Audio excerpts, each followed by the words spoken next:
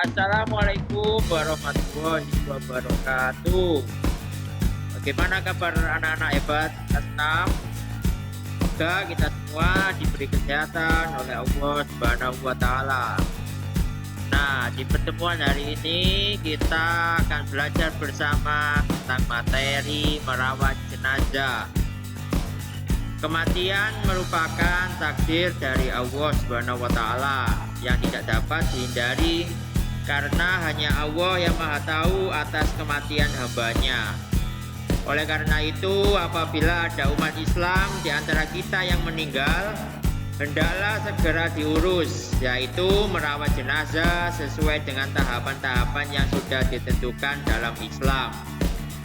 Hukum merawat jenazah adalah fardu kifayah, yaitu kewajiban yang dibebankan kepada sekelompok orang. Hal yang dilakukan ketika menghadapi jenazah yang baru meninggal. Yang pertama yaitu mengucapkan kalimat istirja, kemudian memejamkan matanya apabila belum terpejam, melemaskan tangannya untuk disedekapkan di dada dan kakinya diluruskan, mengatupkan mulutnya dengan mengikatkan kain melingkari dagu, pelipis sampai ubun-ubun apabila mulutnya terbuka. Bila memungkinkan, jenazah diletakkan membujur ke arah utara dan badannya diselubungi dengan kain.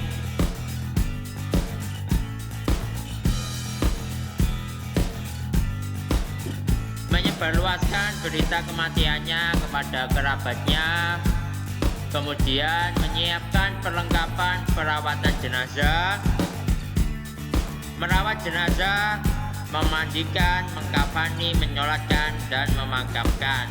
Dan yang terakhir, menyegerakan untuk melunasi hutang-hutang dari jenazah tersebut. Tata cara mengurus jenazah. Proses merawat jenazah meliputi 4 tahap, yaitu memandikan jenazah, mengkafani jenazah, menyolatkan jenazah, dan yang terakhir memakamkan jenazah. Untuk lebih jelasnya, mari kita saksikan video berikut ini. Mandikan jenazah.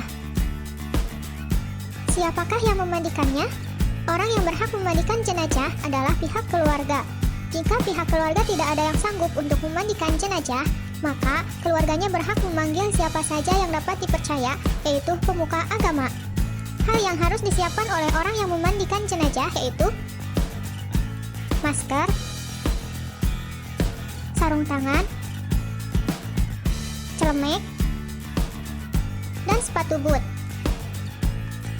Menyiapkan air dan daun bidara atau sabun di dalam bejana. Jika 4 liter air ditambah 1 mug daun bidara. Jika 8 liter air ditambah 2 mug daun bidara. Jika 12 liter air ditambah 3 mug daun bidara. Jika 15 liter air ditambah 4 mug daun bidara.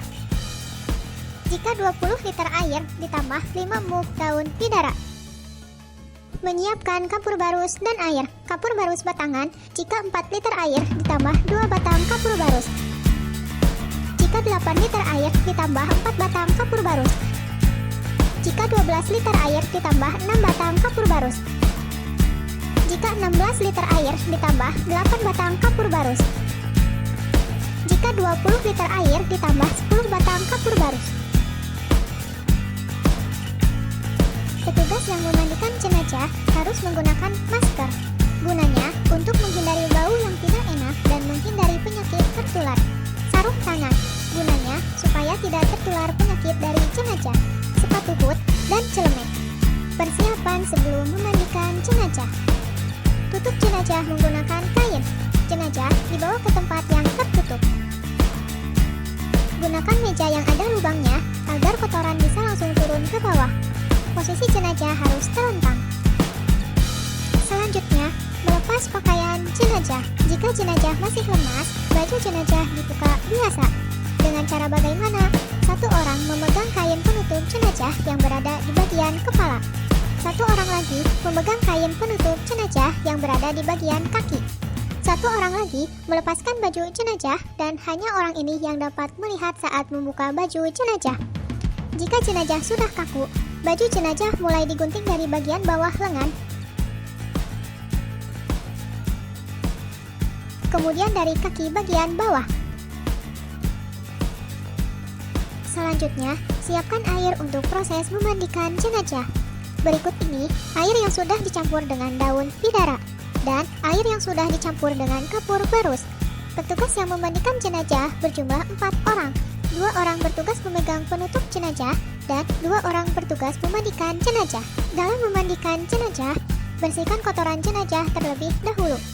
Pertama, membersihkan lubang-lubang di bagian kepala, membersihkan mata, telinga, dan hidung.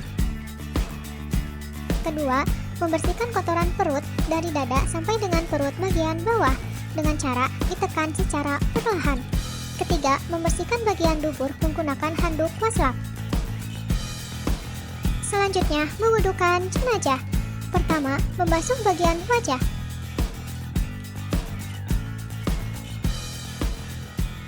Kedua, mengusap tangan kanan jenazah, kemudian yang kiri.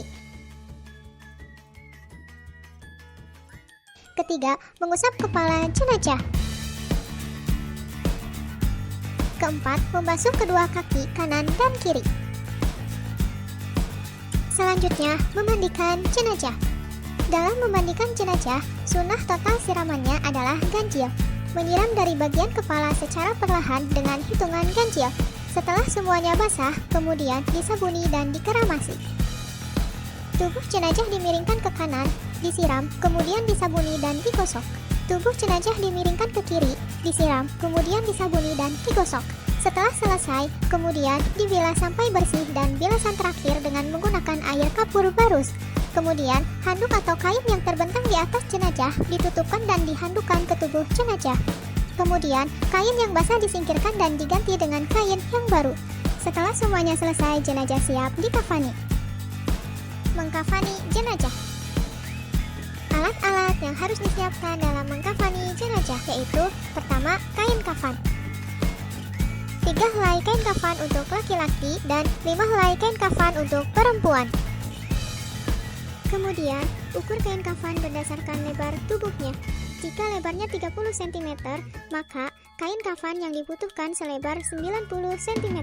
Jika lebarnya 40 cm, maka kain kafan yang dibutuhkan selebar 120 cm. Yang berarti setiap lebar tubuh jenazah dikalikan 3.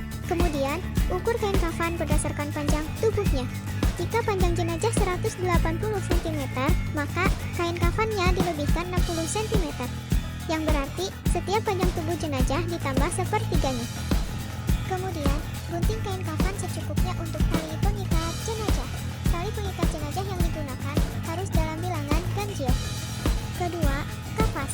Kafas digunakan untuk menutupi lubang yang terdapat pada jenazah seperti lubang hidung dan telinga. Ketiga, minyak wangi cendana. Minyak wangi ini digunakan untuk memberi wewangian pada jenazah. Keempat, meteran. Meteran digunakan untuk mengukur tubuh jenazah. Kelima, siapkan perlengkapan jenazah. Bagi laki-laki, siapkan baju, pengikat kepala, dan cawat. Begitupun dengan perempuan, siapkan baju, kerudung, dan cawat. Cawat digunakan untuk menutupi kemaluan jenazah. Keenam, kapur barus. Hal yang harus dilakukan dalam mengkafani jenazah yaitu: pertama, mengoleskan minyak wangi cendana dan kapur barus pada kain kafan dan tubuh jenazah yang bersentuhan langsung dengan jasad. Kedua, siapkan kain kafan dan tali pengikat jenazah. Kemudian, letakkan tali pengikat jenazah di bawah kain kafan. Selanjutnya, pindahkan jenazah ke atas kain kafan. Ketiga, diberi kapas pada lubang telinga dan lubang hidung jenazah. Keempat, pakaikan perlengkapan pada jenazah laki-laki seperti baju, pengikat kepala, dan cawat. Begitupun pada jenazah perempuan, pakaikan perlengkapan baju, kerudung, dan cawat. Kemudian, tarik kain kafan sebelah kiri, diikuti dengan ujung kain kafan sebelah kanan jenazah. Setelah itu, ikat dengan tali simpul yang bisa dibuka. Maka, Jenazah selesai dikafani dan siap disolatkan.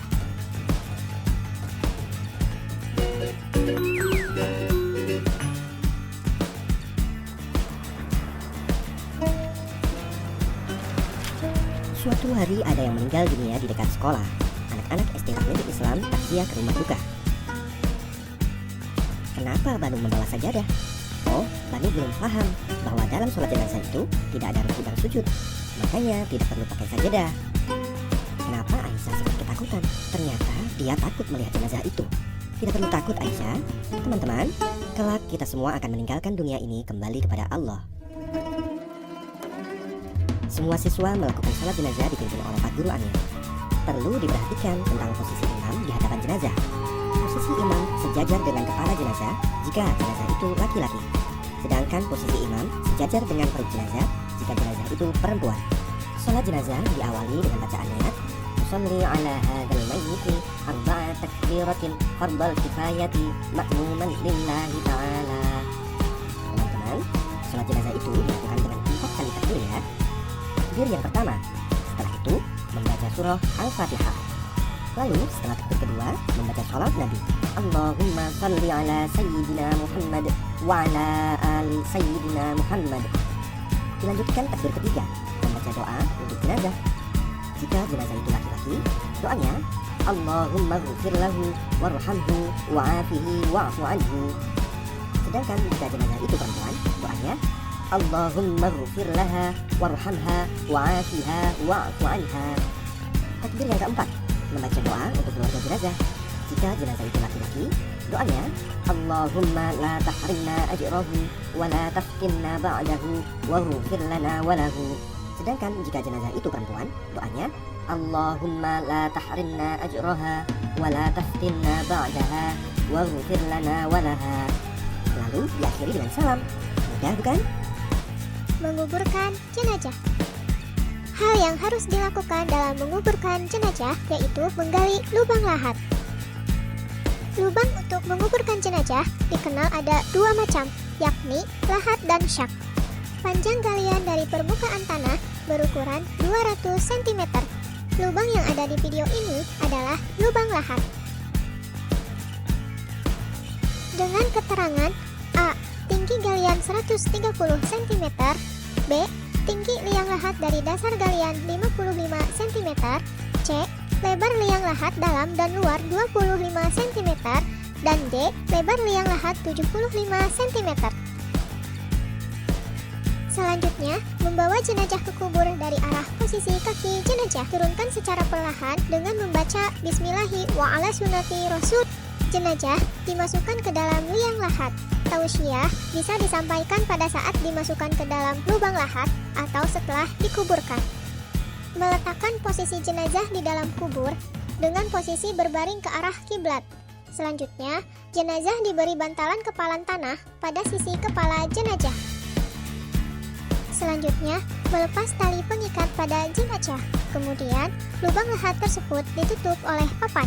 Setelah lubang lahat ditutup, maka setiap muslim yang hadir disunahkan menggenggam tanah dengan 3 genggaman, lalu taburkan ke dalam kuburan. Kemudian, lubang kubur tersebut ditutup dengan tanah. Meninggikan kuburan agar diketahui bahwa itu adalah kuburan sehingga tidak dihinakan. Kemudian, tancapkan batu atau papan di atas kuburan, tepat di atas kepala dan kaki jenazah, tujuannya agar dikenal. Hendaknya setiap muslim yang hadir berdoa setelah jenazah dikuburkan. Demikian video tentang tata cara jenazah. Untuk tugas di hari ini yaitu mengerjakan lembar kerja siswa di halaman 49. Kemudian dikirim ke nomor WA-nya Pak Isyam. Tetap semangat walaupun kita belajar dari rumah.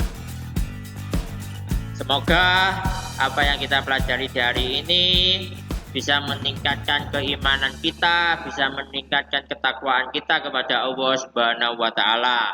Dan yang terakhir, Assalamualaikum warahmatullahi wabarakatuh.